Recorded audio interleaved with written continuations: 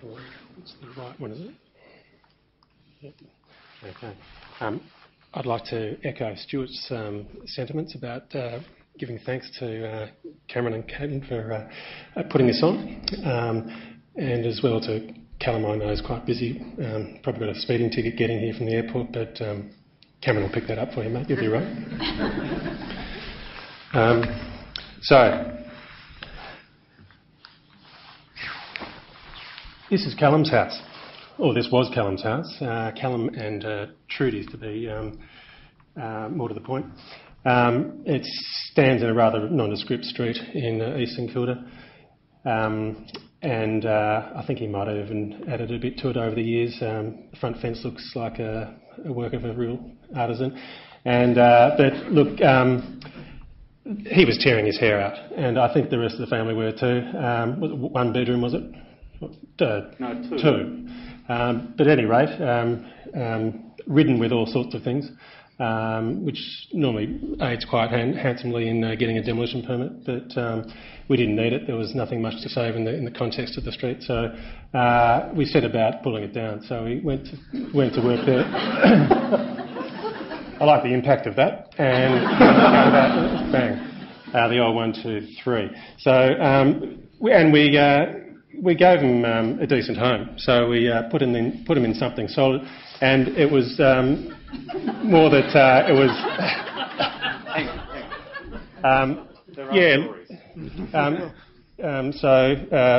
No problems, no windows, no front door. It's a wonder how you got here tonight. When did you escape? The old house was falling down, so we were at a point where... sorry, can you hear me? We're at a point where we were either going to renovate that house or when we found out the budget of the renovation, because of the complex renovation to do on such an old house, I went to Chris and asked him what would it cost to build a house. And he assured me that it was possible for not much more. Talk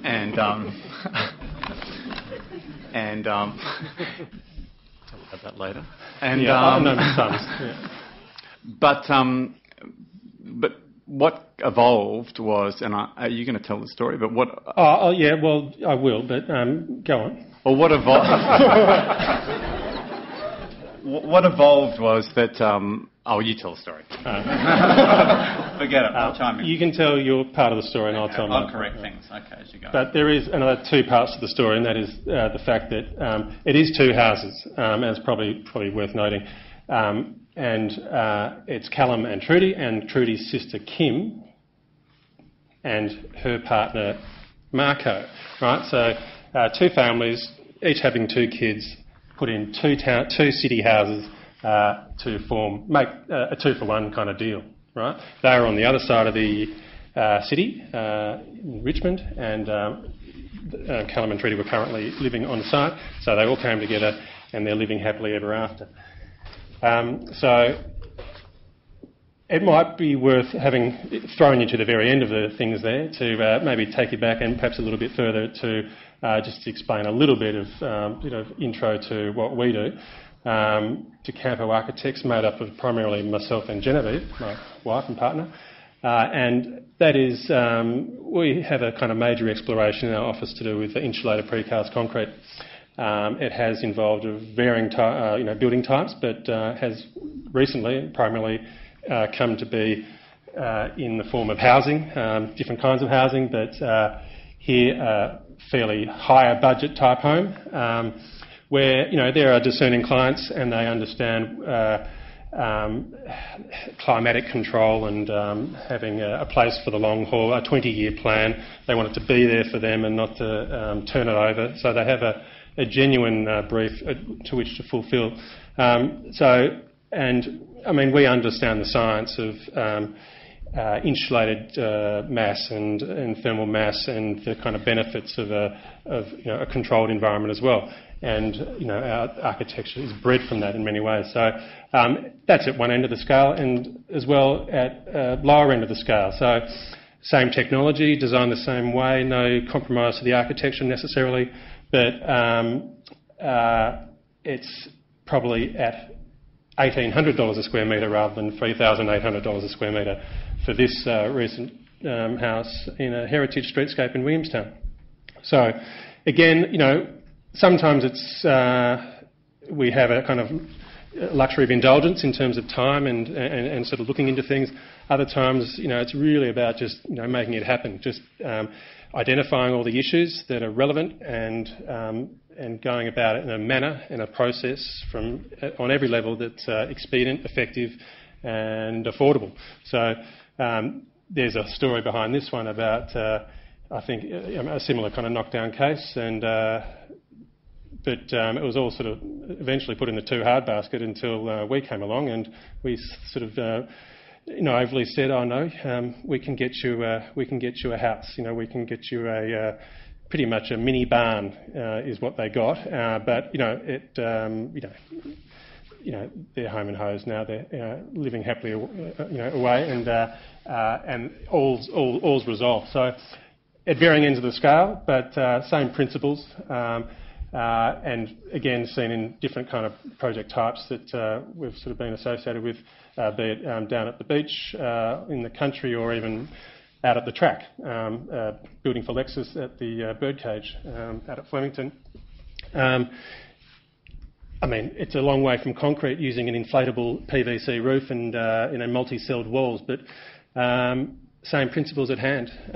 We're looking for a high performance building in everything, something that is not only performing on an operational level, but also on an experiential one. So for that, it's about, and it's a good example really because it's outside of the norm.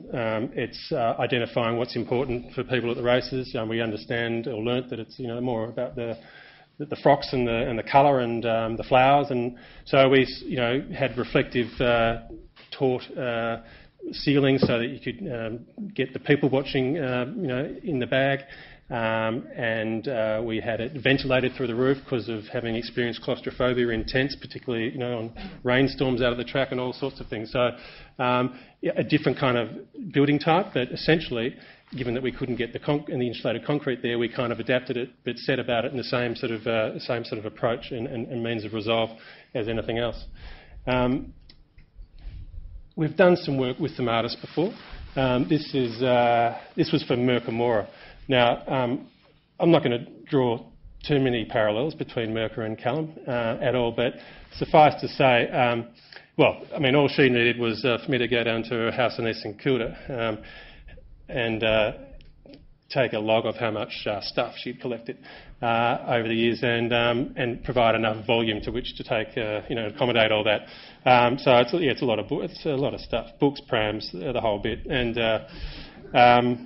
have everything on show. If that's a French accent, but she needs to see everything. So everything had to be exposed and visible, and plenty of light. And from the plenty of light, the paintings started to change. But anyway, I think the point being there, though, that is, it was an inventive brief, and that's another thing that sort of brings us back to these two guys. It could quite easily be the two girls because they've got more of a direct link, but that's Callum and Marco, and that's the house coming up. So we did have to, there was all sorts of principles that were true, and they all sounded good, and it was kind of the right kind of direction to take in terms of increasing density of housing within inner city, getting two instead of one, having a place for only one car and plenty of bikes, things like that. But as well, it was more, there's a social aspect of, an economy of means and saying yes to being able to share times and places with, other family members, as it was with the Mora galleries, which was basically a collection of gallery, house, studio, and a couple of units to help pay for the whole project, sitting above a car park. So pioneered by the architect. Being friendly with people rather than them just seeing you and being given a brief, allows you to, take up a different role and to actually push a project through in a direction and actually make it happen in many instances. So, we were on the same team, I would have thought, having known Callum, I might put it in now, for a very long time. So, a lot need not be said, and we're very much on the same page with a lot of things. We didn't get a formal brief. We didn't get a formal interview. It kind of arose from... We didn't do a Google search. You didn't Google? Oh, yeah. I've Googled you. I will say that... that Kim and Marco, Marco's an artist also, shares a studio with me. I get a lot of Marco in my life. And Trudy and I, we both have 2 young children. And so it was a case of knocking down one house, and that house was in fact a large block for the street. And Chris just referred to it, that the kind of new density of that street is in fact what we've built, and a kind of more appropriate, I guess, inner city density, but perfect for the size of our families. And in fact, that was the brief, wasn't it, really? It wasn't a kind of developer model. We weren't carving one up to sell it off to pay for the other. Yeah. Although I wish you I could had. have done that. We wanted the 2 families to live together. Yeah. And I guess the point there is also like just an appreciation of necessity and scale. I mean, things don't have to be that big. You can, and that sort of is born out of, and it's probably got to do with, reasoning behind some of your work even, it comes from an awareness, around you, what you need, what works, what's big enough, what's small enough, play of scale, and to understand that, yes, you can live in something this big, you can sort of go about tricks to make it feel bigger than what it is and feel better than what it is, but just understanding that, a basic, economy or of means and needs and size and scale and all those sorts of things are not the primary drivers in a project of this type. It's more getting yourself a real home and looking after you rather than you having to look after it and it servicing you for a good amount of time. Obviously, they're tuned into many things. So affordability, a driver, sustainability, function, hardcore rigour to assessment of required things and so forth. All part of the brief, rather than other levels of requirement in terms of things expressionistic or whatnot. It didn't really come into it. It was a very tight budget. And to the extent that, we basically ran out of money on our side and it's still not finished. It's finished, we're in, but there are lots of things that we're doing over time. And to the extent that Marco and I were actually on site doing the painting so that whenever it came up that we could knock something off the budget. Okay. So this is it. This is it in the plan. So, actually this is the sketch design. I kind of like going straight to the drawn line rather than, doing too many sketches. So, in terms of having a real feel for the site, because every millimetre is kind of critical. So, it's fairly simple, as you can see in the layout of the plans. It's basically ground floor living, kitchen, dining, living, a lounge, and we got a little extra annex there to the front in the form of the study. And then upstairs, 3 bedrooms with a core or spine of services and stairwell. So, efficiency and effectiveness and economy of, dimension in every single thing. So, we had worked before on prototypes for, first home buyer type housing and even places for ourselves where we really had to get a feel for every centimetre and what does work and what doesn't. So it kind of came pretty quickly, this, but in terms of how it all ended up, it's not too different to what was, pretty much the concept. The elaboration, all of that, and the resolve and the workings out and the ideas and the conversations, which I'll get to in a minute, all came over the top, but they didn't kind of mess with the main structural set out to things, and it ended up getting you somewhere like that. So that's straight into the main downstairs space. So kitchen, dining, living, and there's the front annex of the study. And I mean, you can see. Well, you can see. Was it Monday curry night or something? Was it there, Callum? On. Sorry, I've got that. And thanks for the photos, by the way. And look, most of the photos are fairly recent. They've managed to get some from, as it's an ongoing project that just needs a few more things. We haven't really indulged in the proper documentation as such. So a few from John Gollings and a few from Callum himself from the other night. I guess a point that may be on people's minds is, how come us, or and how did it all work and whatever. But I feel that it probably arose as well from Callum having a familiarity with our work over a period of time. Didn't have to go down that path and explanation. Saw how it all worked. Saw somewhat of a rapport with maybe even his children in sort of visiting our house here and seeing how it works and sort of thinking, oh well, that could work for us, maybe, and then this is a real economy in size and a really compact townhouse of our own called our own place in South Yarra, which we've moved on from. But it's kind of the reason it came kind of quickly. The St Kilda house was probably because it was an amalgam of the Thermo house, which was in Toorak, in precast insulated concrete, where again you can see the living space there, kitchen, dining, lounge. So and kind of buying into the things that are kind of non-house-like, as we'd sort of previously done a lot of warehousing, and and still now you can walk into an old warehouse and say something about the space. So we kind of buy in on that in terms of giving something to a house side rather than it being house-like,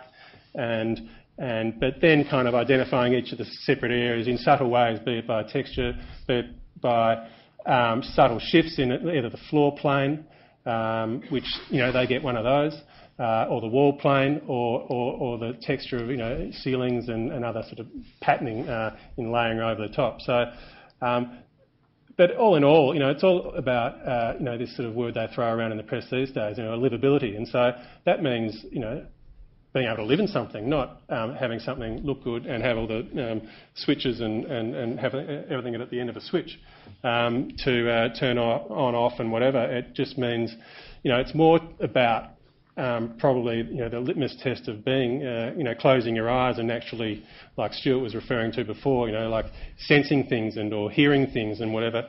But so knowing that, you can feel like the sun might be coming in the right spot and the wind's passing over you on the other shoulder and it's calm and it's just everything you kind of look to.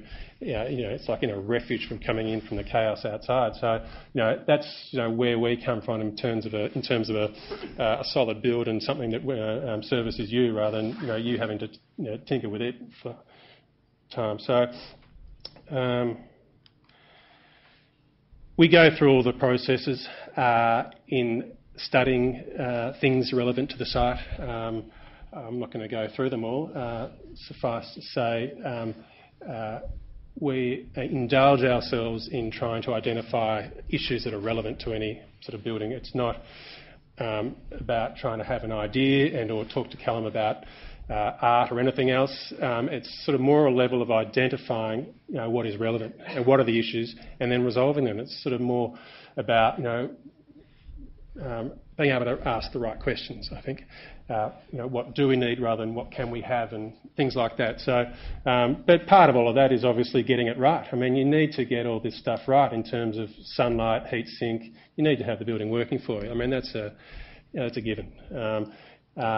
And from that and from the potential and possibilities of getting that right, of exploring that resolve, other things come up and things get fed more and more, so that the outcome is somewhat more coherent and answering things on many levels. Not least of which would be the thermal performance of walls. That's just a kind of quick little graphic on. This is taken by a heat camera of an insulated wall here, which is hot on the inside. So the red door is a bit of a leak, and that's the heat coming through. And there's an uninsulated building, so it's just leaking all the way through. So that's just one aspect of that, we kind of hang our hat on in many ways. Getting yourselves, you can do a lot worse than getting the building envelope right, combined with the double glazing and all the other sort of passive solar design features and so on, so forth. But yeah, look, again, it's about performance. Interested in the performance of the building, so experientially and operationally, and then they're just really pushing it. And from all that, we get a couple other catchphrases that we've spoken about before, and they're kind of inextricably linked to this affordability and sustainability. You can't, you can't have one without the other in many instances. I mean, be it from effective planning and zoning as an affordability starting point. Well, that's going to be sustainable, isn't it? Because you're efficient, you're effective, things have worked out. There's no wasted space, and vice versa from all your kind of power grid connections and all the rest of it. It all comes, it's all sort of in the same kind of loop. So that is there, but it's not what it's about. I mean, that we try and get right, and that we explore, but we don't have it in flashing red lights. What we do explore, though, and what kind of plays into our hands in many ways, is what we sort of call or question as, beyond sustainability. What is there beyond sustainability, and without sort of using the word, and we kind of lock into the state of well-being of someone. It's back to a livability.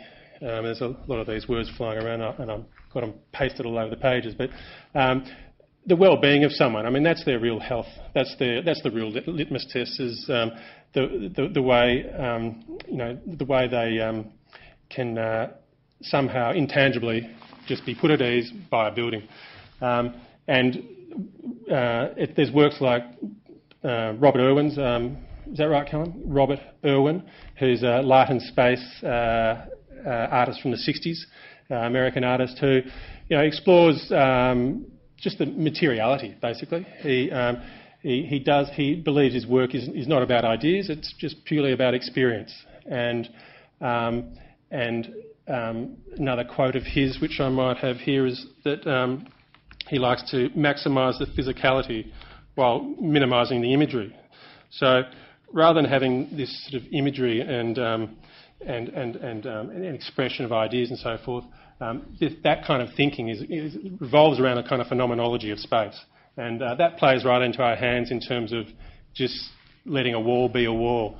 When you make a punctuation in the wall, that's a pretty big move, and that's what we discuss at length. When you put a step in a floor, that's another big move as well. I mean, you're then starting to realise the thickness and solidity of a concrete massing, and it's the same with other textures that you use, and you just sort of immerse yourself in the material world. I've heard that before. That's what we kind of explore and sort of have as our ultimate test, and that is the kind of state of one's healthy buildings, state of one's well-being. I think that's where architecture goes, over and above the standards and rigour that that every building has to comply with, because it's those unquantifiable, intangible things that make architecture what it is and actually make it resonate far beyond it being a building.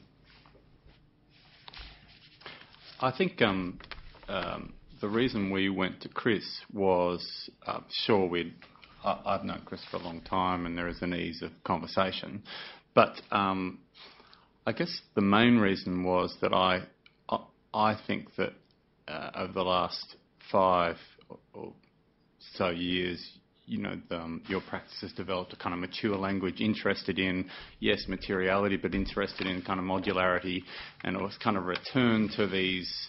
It's a kind of type of neo-modernity, really, a return to these earlier kind of principles. I mean, the ideas of thermal mass and kind of the emphasis on materiality is, in fact, a very old idea in terms of modernity. It's just kind of returned. And I was interested that Chris had kind of moved away from the image in architecture back to something like that. And that was so maybe it's sort of a bit counter to kind of my work, but we were all a bit interested in almost reliving that conversation, almost as if it's a kind of nostalgic thing. Yeah, yeah, that's right. I mean, look, I don't know if we ever mention it, but I mean, and you kind of you just let things flow. I mean, and that's part of the way to allow good results is to not sort of hold on too tight. I mean, it's a very long road, this whole trip, and you've probably experienced that yourself. So, like a car trip, don't hold the wheel too tight. Stop off if you need to. You'll get there eventually. When you do, it's glorious. But there's going to be bumps and everything like that along the road. People in our street still refer to it as a prison. Our house, they refer to it as a power station. The little turret up top is above height, so that which is where we hang the washing, and it's you're hidden from the street. And we've often heard people saying very disparaging things about the house. They don't like windows, do they? And this kind of stuff. And it really amazes me that in fact the hostility towards what is essentially a kind of form of brutal architecture, still remains, particularly in these streets where you get the old sort of 1920s weatherboard shacks that are, have been fixed up, with trimmings from Bunnings and called heritage, So there is still that kind of contest of language in the street that... yeah, sure. And I will say that the street is... it's a very nondescript street. It was one street that was split into two, about 100 years ago, and our streets are so narrow you can't plant trees down it. And what we have are the telegraph poles, and in fact outside our house, it's where all the telephone wires kind of seem to congregate, and in fact become a kind of whirling dervish spinning off. And in fact, it's on there. It is. Fabulous. Yeah, fabulous. Fabulous. And like 20 metres up the road, the street widens up enough for people to have trees. So, yes, there is a building down the road, the apartment complex, that in fact is the similar language to the one we've got, which is... That's what we were going for, wasn't it? Yeah, sort of. That is your tree. That's your tree. That's our tree, that's right. But just quickly, I mean, you did mention the word fortress, and I do have this is, a bit of an insight here. It's an email. Is this from... Yeah, don't read out an email. No, you said no. You said nothing was off limits. Oh, okay. Speaking of, this is you're off the hook. This is actually from Marco. Speaking of forts, Callum and I have briefly touched on this, but the front. I mean, normal things are discussed. How much storage, where to put the washing, etc. Kim and I would probably have floor-to-ceiling shelving for a collection of books, CDs, LPs, DVDs, etc. So that means no direct sunlight, more like a bunker.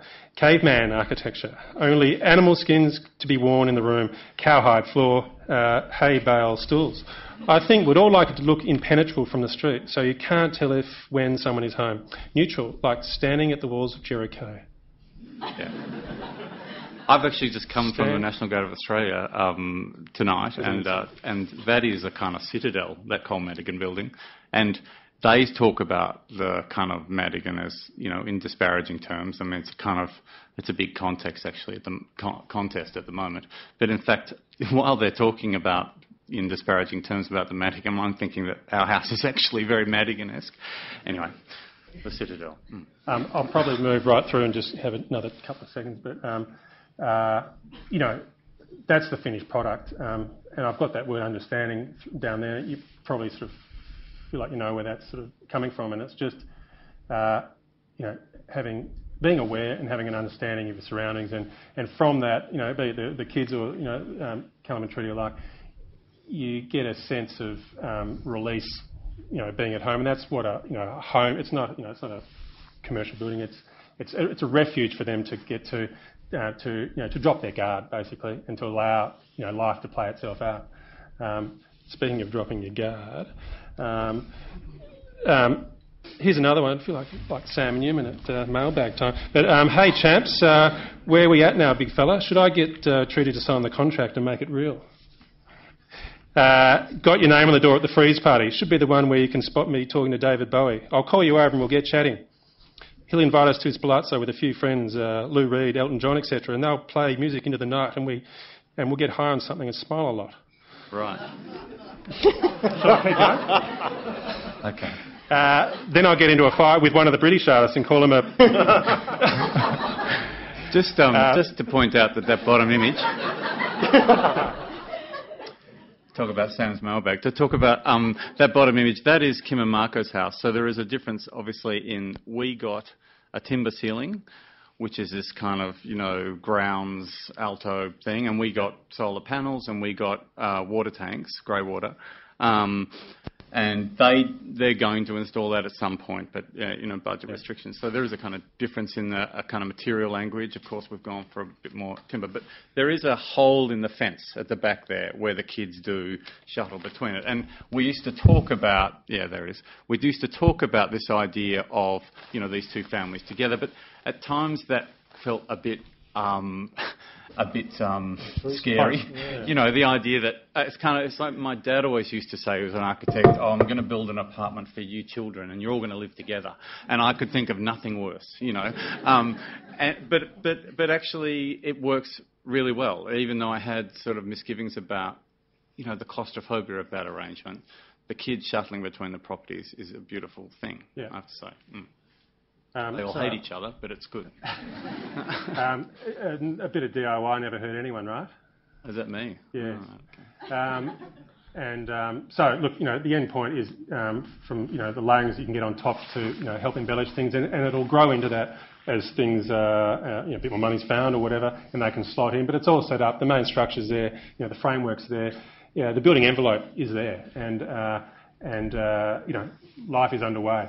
And as trees and whatever else will grow, the home is established. So that's pretty much... it is a beautiful envelope to live in, and it's a great photo. With all the kind of rhetoric about the kind of thermal and the ecological, this does function very well. Environmentally, it keeps the heat, it keeps the cold out, and it's really beautiful to be in. So. Nice one.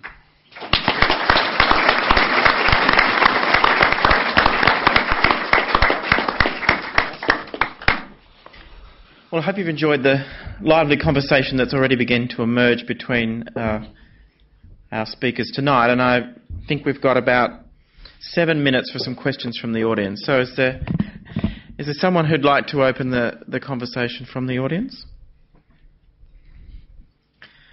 Your one chance.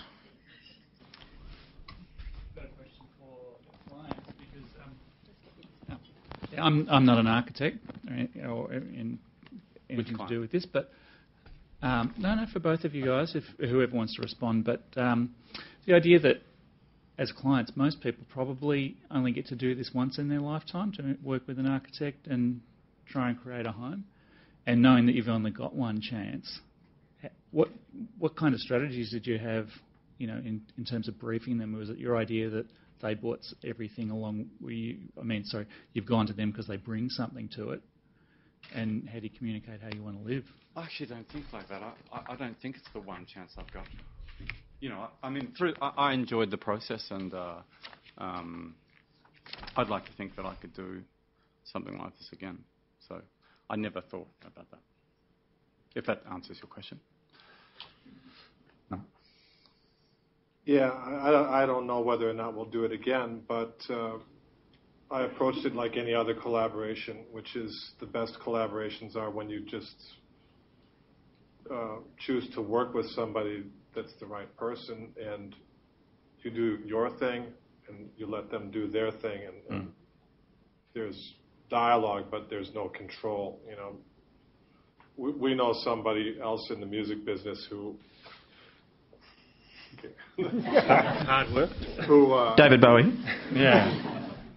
Who puts the architects and builders through hell because he's constantly changing and blah blah blah blah blah. You don't want to be God. You just want to let people do their thing, and then it'll come out right if you've chosen the right collaborator. I'm not sure what I'll do if that person asks me to work with them. Because Brian and I talked about that right at the very outset, and I kind of, when we were first getting to know each other, and I wanted to sound that out a little bit to see, given his background, I strongly suspected that he would understand that process and respect that process. And his response very much was, we're not going to interfere. So it was very important for me that I was comfortable with Chris and could have that conversation. And he is a kind of egoless architect, if that's possible, to a certain extent, in the sense that he was really responsive to what we needed, but I could see the language that he'd developed, which was about that, providing that kind of basic envelope. And that was a very simple exchange, and it was uncomplicated. Another question from the audience? Everyone's gone very quiet. There's one over here. Well, there was a fairly definitive time frame. How long did Amen take to build? There was a pretty definitive time frame because Brian and Bernie were coming over, and they needed a house. So, it was probably one of the swiftest projects that we've completed, and it was approximately 19 months. Yeah. That included construction, so obviously. So from schematic and first meetings through to practical completion was around 19 months. You had pressure to finish the project within that time? Or? Well, yeah, and there's Was that the 2-year thing that you had to get it done in that 2-year block? Well, that's right. Yeah, there was also that. So there was a degree of pressure, absolutely. But one of the things I did early on was I thought, right, okay, well, we do have a time frame pressure. I'm just going to get the best builder in town, and because that is where things will unravel. If you don't have a contractor who shares the same vision and is also very happy to work very collaboratively with an architect and the client to a degree, and just have this wonderful working relationship with everyone. But more to the point, who's prepared to sign a fixed price contract on a fixed price time frame, a fixed time frame, and honour that. It's very crucial that you get the right people to work with.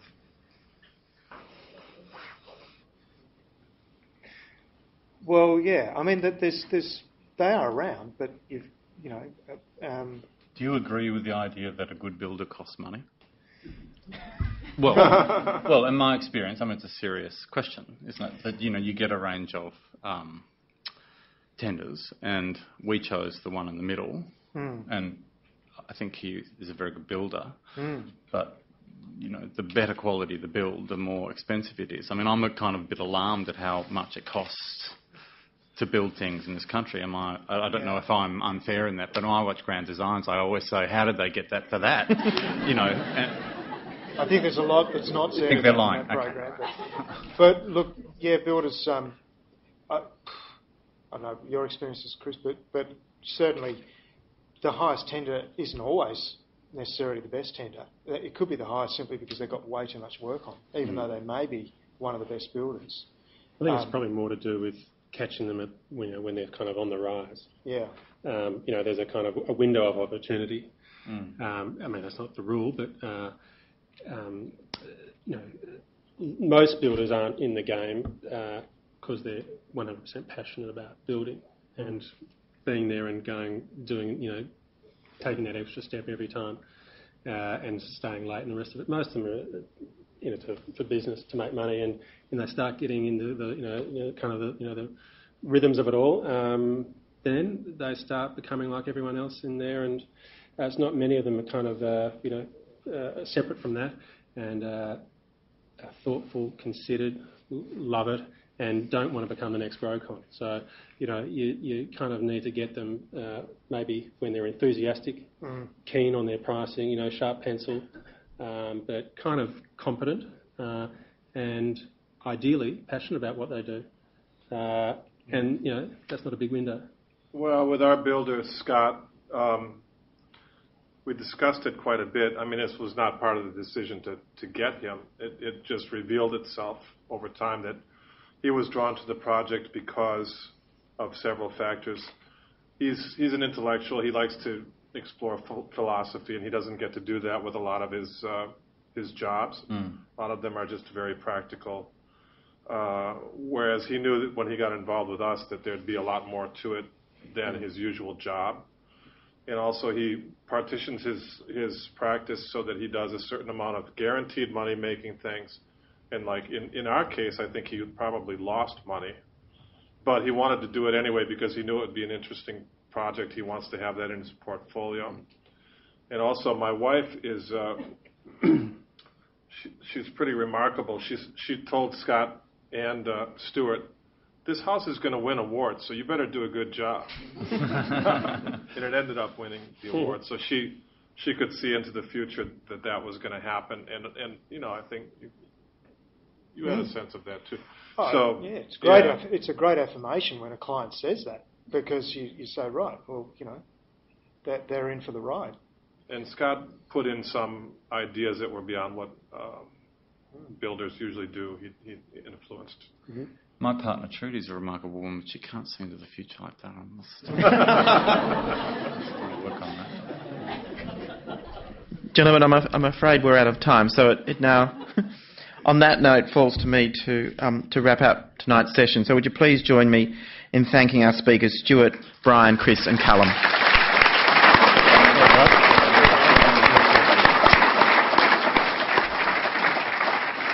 I trust you'll all be enjoying the rest of the Melbourne Architecture Annual over the coming days. Thank you and good evening.